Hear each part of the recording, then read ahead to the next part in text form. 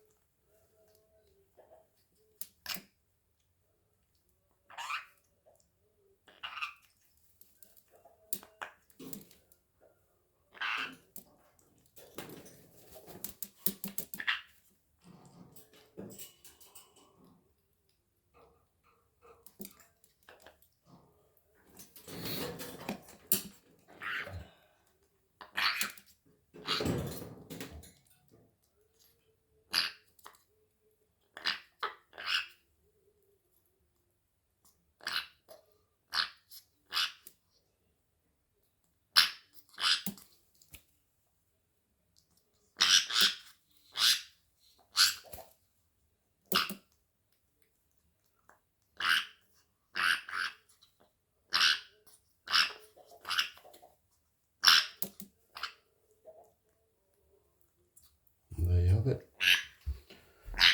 Morning feed done. Feeding her 3 times a day at 10 weeks. Thanks for watching, and if you haven't already, give us a follow, give us a like, leave a comment.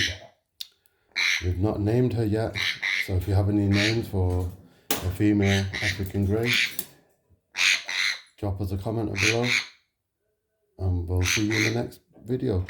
Bye now.